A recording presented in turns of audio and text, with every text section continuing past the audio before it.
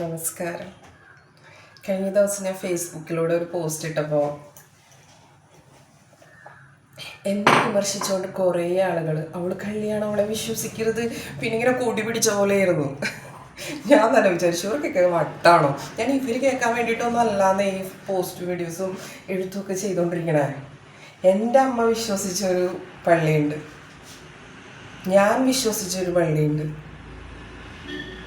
മുരിയാട് പള്ളിയിൽ.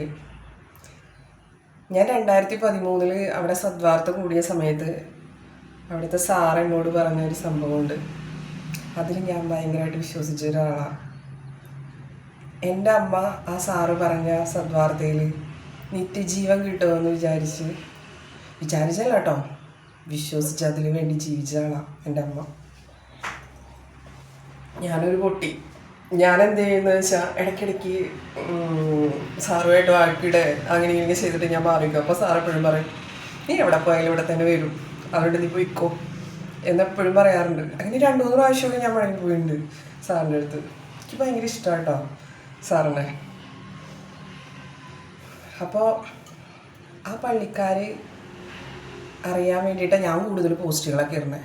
അതിൻ്റെ ഇടയിൽ വന്ന് വെടി കൂടി പിന്നെ എന്തുറ്റാ കള്ളിയാണ് മറ്റേത് മറിച്ചതെന്ന് പറഞ്ഞിട്ടൊന്നും യാതൊരു കാര്യമില്ല. ഞാൻ പറയാനുള്ളത് അവൾ പറയും.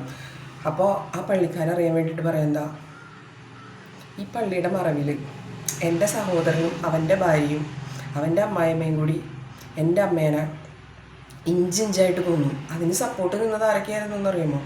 എൻ്റെ അമ്മയുടെ coordinator, zonal coordinator, regional coordinator.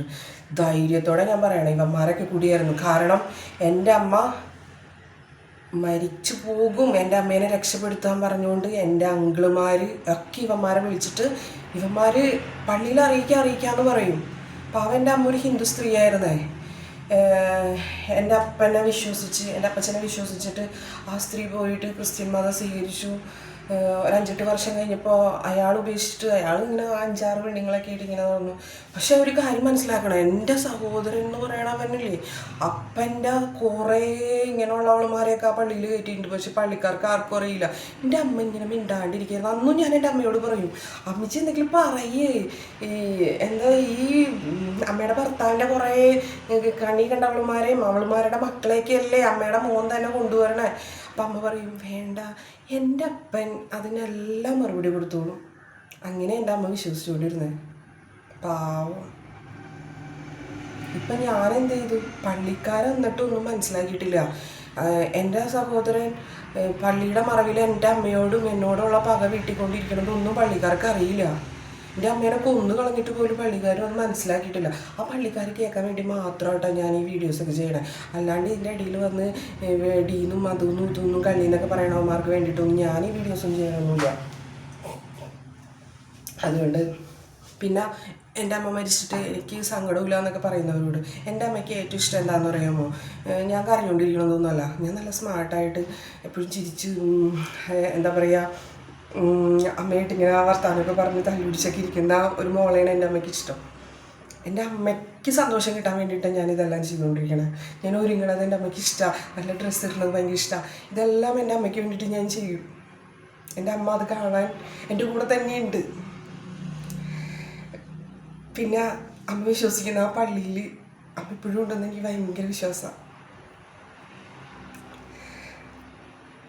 അവിടെ തന്നെ ഉണ്ട് എൻ്റെ അമ്മ. അപ്പോൾ എൻ്റെ അമ്മയ്ക്ക് വേണ്ടിയിട്ടാണ്, എൻ്റെ അമ്മയുടെ സത്യം ചെയ്യിക്കാൻ വേണ്ടിയിട്ടാണ് ഞാൻ ഈ വീഡിയോസൊക്കെ ചെയ്തുകൊണ്ടിരിക്കണേ.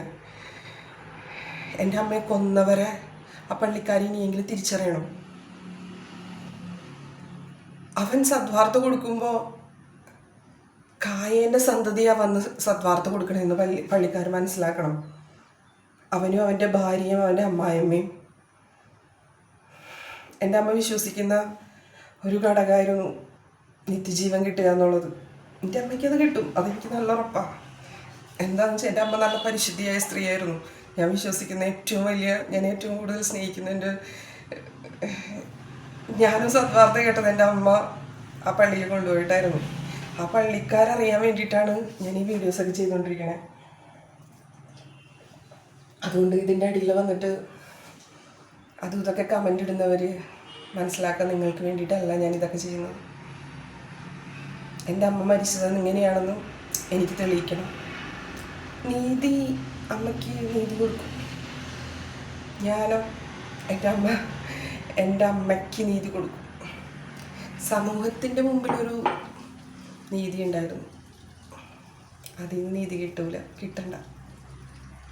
ഒരു പോലീസും ഒരു പട്ടാളവും ഒരു കോടതിയും എൻ്റെ അമ്മയുടെ ജീവൻ രക്ഷിച്ചില്ല. അതൊന്നും വേണ്ട, സാറില്ല. അല്ലാത്തടത്തുനിന്ന് എൻ്റെ അമ്മയ്ക്ക് നീതി കിട്ടണം. അതിന് വേണ്ടിയിട്ട് ഞാൻ ഇനിയും ഫൈറ്റ് ചെയ്യും. നിങ്ങളാരും പേടിക്കണ്ട. ഞാൻ കുറേശ്ശെ കാര്യങ്ങൾ മാത്രമേ വിളിച്ചു പറയുള്ളൂ, കുറേശ്ശെ സത്യങ്ങൾ. അത് കേൾക്കാൻ ധൈര്യമില്ലാത്ത ആൾക്കാരാ എൻ്റെ ഈ പോസ്റ്റിൻ്റെ അടിയിൽ വന്നിട്ട് അതും ഇതൊക്കെ പറഞ്ഞ് കമൻറ്റ് പറഞ്ഞ്. ധൈര്യമായിട്ട് കിട്ടും, ഞാനൊന്നും മൈൻഡ് ചെയ്യാറില്ല. എന്നെ അറിയുന്നവർക്ക് എന്നെ അറിയാം, എൻ്റെ അമ്മയെ അറിയുന്നവർക്ക് എൻ്റെ അമ്മയെ ഇനിയും അറിയാൻ വേണ്ടിയിട്ടാണ് ഞാൻ ഈ വീഡിയോസ് ചെയ്യുന്നത്. സമൂഹത്തിൻ്റെ മുമ്പിൽ എൻ്റെ അമ്മയെ ഒറ്റപ്പെടുത്തി. എൻ്റെ അമ്മ ഒരുപാട് അപവാദങ്ങൾ കേട്ടാണ് ജീവിച്ചത്. മകളായ എനിക്ക് അതിൽ കൂടുതൽ കേൾക്കേണ്ടി വന്നു.